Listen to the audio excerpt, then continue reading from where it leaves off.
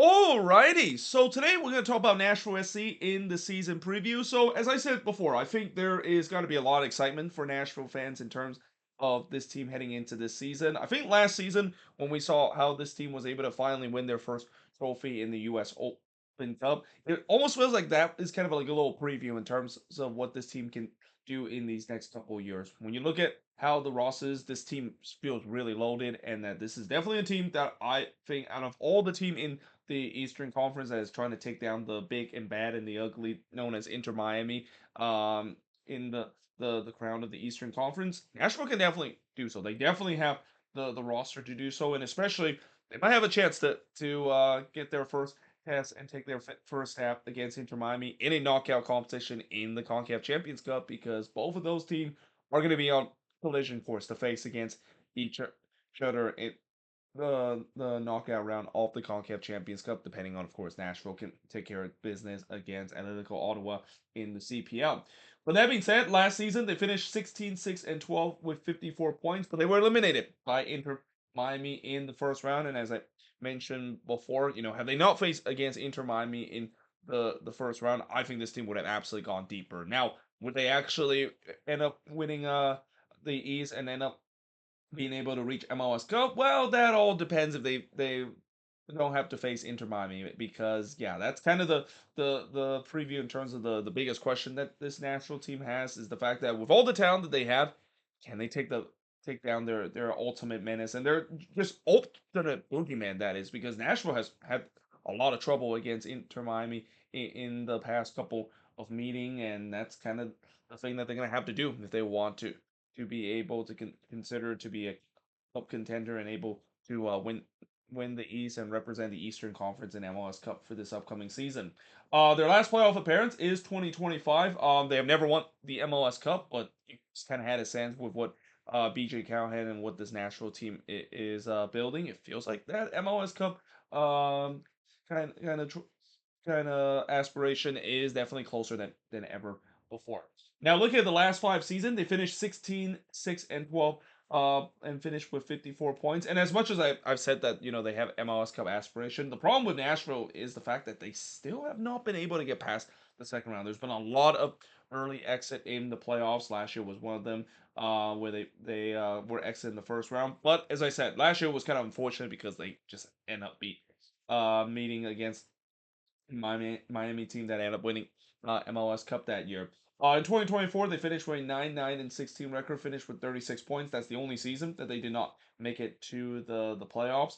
But prior to that, they finished 13-11-10, finished with 49 points, but they were eliminated by Orlando City in the first round. In 2022, they finished 13-10-11, finished with 50 points, but they were eliminated by the Galaxy in the first round. So up to this point, this is where I think Nashville fans kind of started get frustrated the fact that they're still having some good season under Gary Smith, but they're not able to get very far, and it feels like the system that Gary Smith is running is just not really allowing them to reach their potential and maybe go deeper into the playoffs. And then in their first season, they finished with a 12-18-4 record. Or I'm sorry, not their first season, but on their second season, they finished with a 12-18-4 record and finished with 54 points. What's interesting about that season is the fact that they drew 18 times this season, which ties the record for the most draw in a single season by an MLS team. But they were eliminated in the second round by the Philadelphia Union. Now, looking at some of the transfers that they made, so obviously the biggest name out there is Christian Espinoza. They got off of free agency. Thank you, San Jose Earthquakes have decided to make that mistake and become a very inept kind of franchise once again of forgetting to trigger Espinoza purchase option. And that, yeah, Nashville, they kind of won the Christian Espinoza sweepstakes. There was a lot of talk of where exactly he was going to end up, and Nashville turns out to be the team to do so. But other signings are kind of minor one. They got Maxwell Wodes, Warren Madrigal, Thomas Williams, and Isaiah LaFleur. Well, most of these guys are just probably for deaf reason, and guys that maybe are just utility piece for this Nashville side. Looking at players that's no longer on these teams, so they do have a couple of key player that is out. Jacob Schaffelberg, of course, going to LAFC. Walker Zimmerman, of course, going to Toronto FC. Gaston Brookman, who I believe he I don't think he actually have found a team yet, if I'm not mistaken. Tyler Boyd, of course, going to LAFC. Tate Smith still haven't found a team yet. Taylor Washington, of course, announcing his retirement, and Teal Bunbury still also in the free agency market as well for this Nashville side. Now, keep in mind, in terms of some of the players that is in the free agency market, there is still a chance that Nashville, of course, can get them outright, and this is why in some of my video that I made, some of the season preview I made, it turns out that, remember how I said that it seems like one of the player is no longer on the team? Well, the very next day the team decided to re-sign him to a contract extension. So yeah, it's kind of important for me to note that even though I'm listing some of these player that is out, especially for these player that is either out of contract or they declined their option heading into this upcoming season, it doesn't mean the fact that these players no longer on this team. There is still a chance that these players can renegotiate, and I wouldn't be surprised that after I do this video, wouldn't be surprised if either Teal Bumber and Tate Schmidt re-sign to this team if Nashville wanted to do so. Now, looking at the first 5 games of the season, they start their first game against New England, which is their home opener. Then they go on the road to face against FC Dallas before playing against Minnesota at home. Then they go on the road to play against Columbus before playing at home against Orlando City. So yeah, there are some tough teams that they have to face, especially in the back part of the first 5 games of the schedule. Looking at the last 5 games, they go on the road to face against the San Jose Earthquakes before going on the road to face against Montreal. They return home to face against the Philadelphia Union before returning home to face against the New York Red Bulls. And then for the decision day matchup, they of course are going to be going on the road to face against FC Cincinnati. So again, it's a the last 5 games is similar to the first 5 games. There are some easy games out there that you expect this Nashville team to get all 3 points, but there are also some tough opponents that they of course would be facing, especially on November 7th as well. Wouldn't be surprised that might be a battle between two teams that maybe could be going for the supporter shield heading into the final game of the season as well. Now, looking at the CONCACAF Champions Cup that they're involved, so they're going to be playing against the CPL champion Atletico Ottawa. The first leg is going to be on February 17th, but it's also important to note the game is actually not going to be in Ottawa. It's actually going to be in Hamilton instead. But on February 24th, they're going to be returning home to play against Atletico Ottawa at Geodis Park. And no disrespect to Atletico Ottawa, and that I'll still praise them in terms of winning the Canadian Premier League, and especially winning it in the most dramatic way in that Blizzard game that they played back in November. But yeah, I think Nashville should be able to move on. And as I said, if they do move on into the next round, they face their ultimate boogeyman in Inter Miami, and this is why I said that they don't have to wait so long in terms of have to face the first real test of the season and a chance to put past Demon behind them by facing against Inter Miami in the CONCACAF Champions Cup relatively early if they can get past Ottawa in the first round.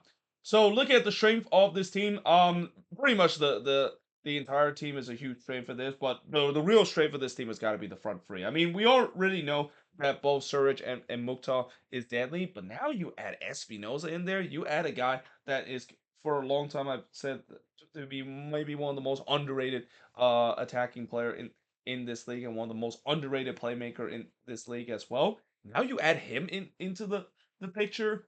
I mean that is just unfair. Like that feels like adding more fuel to the already burning gasoline that this Nashville attack is. I will not be surprised if this Nashville team might score 60 plus or even close to 70 plus goal. That is how good this attack is going to be, and that yeah, the Espinosa signing that is just a game changer as well, and that just feels really unfair in many ways. But hey, for teams that blame the fact that Nashville just got stronger because they got Espinoza, they should blame the San Jose Earthquakes again. Just to once again shows you how inept that franchise is, and I can't wait to actually do the season preview about that team and how much hope this I have with the Quakes, even with the announcement of Timo Werner signing with the team today as well.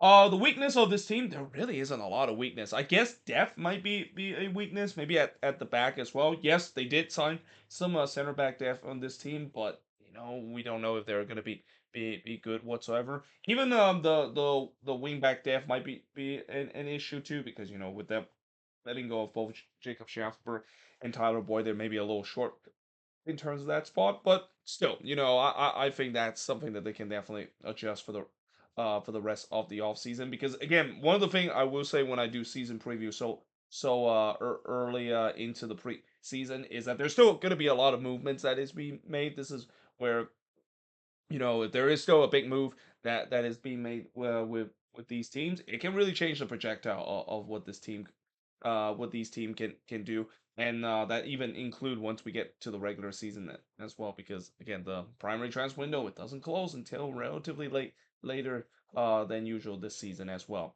So look at the three big question of this team. Can they finally overcome the Inter Miami menace? So again, the first big test that they'll have is the CONCACAF Champions Cup.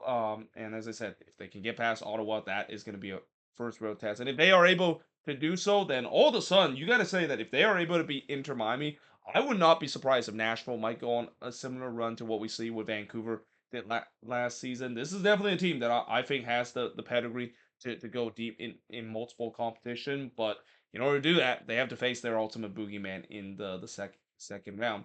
And then how many goal contribution between Suric, Mukhtar, and Espinoza? So last year, Suric and Mukhtar were really the main goal contribution for this Nashville SC side. And this is why it's so important to add Espinoza into the fray again, because now you have three players that you have to worry. Like, you already had to worry two dynamic players for this Nashville team. Now you have to worry three. I mean, that's just gonna keep defense on its toe, and this is why I wouldn't be surprised. The goal contribution between all three guys, wouldn't be surprised it might be upward around 40 or even 50 plus between all three of these guys. I mean, these three guys are really the engine of the attack, and I wouldn't be surprised all three of these guys are going to have career years, just like what we saw last season between both Surridge and Mukhtar.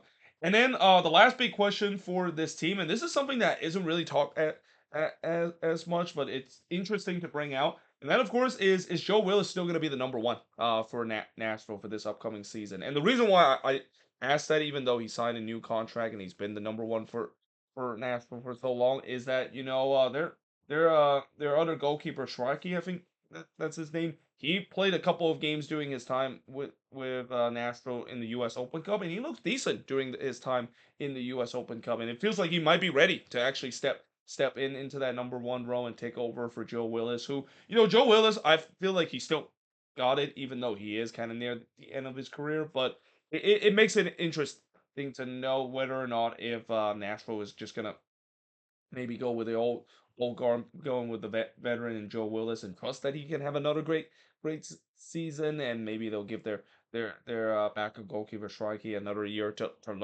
learn and getting ready to be the number one, because there's no doubt that I think he is going to be the number one for this team relatively soon, but it could be as soon as this season, depending on the goalkeeping situation. In that, I wouldn't be surprised there might be a competition between both Willis and Shrikey in terms of who's going to be the number one for Nashville for this upcoming season. So my prediction for Nashville, I think they could definitely finish first in the Eastern Conference, and I mentioned this team I think could definitely be a Supporters Shield contender. And yes, I know that they are involved in the CONCACAF Champions Cup, and usually teams involved in the CONCACAF Champions Cup, they don't win Supporters Shield more times or not. But I do think that in case if they do get an early exit, in case if they don't get past Inter Miami, not only they get to focus on the league now, but there's definitely a team that I can see definitely finish not only at the top spot in the Eastern Conference, but maybe even gunning for the Supporters Shield. Again, that's how good this roster is from top to bottom. The lowest I can see is them finishing in fourth place, and this is if they do maybe have some injuries concern, or the fact that if they do go on a bit of a run in the CONCACAF Champions Cup, they might have to sacrifice some games, because that's just kind of how it is with a lot of teams that trying to balance both competition. It's not easy to do whatsoever. So if they do go on a deep run, they'll probably have to balance both things, and that by the time they make up the the points that they lost because they punt games away to focus on CONCACAF Champions Cup, they'll still finish with a respectable fourth position. I mean, at the end of the day, I think for Nashville, it's kind of almost getting to the point similar to what I said about Cincinnati, where I don't think the regular season is what Nashville fans going to judge on this team. It's what happened once they get into the playoffs. This feels like this is a team that can definitely compete into the playoffs and go deep in the playoffs. The problem is they just really haven't shown it. Is this maybe finally the year that they they can broke out and go deep in the playoffs? Will definitely tell once we get to the end of the season, that is. But either way, hope you guys enjoyed this video. If you do, make sure you like, smash the subscribe button. Let me know in the comments below what do you think of this season preview, and if you're a Nashville fan, who you think is the strength and or what do you think is the strength, the weakness, and the free big question, and your prediction and expectation for this team heading into this season. But until then, hope you guys enjoyed this video, and I will see you guys next time.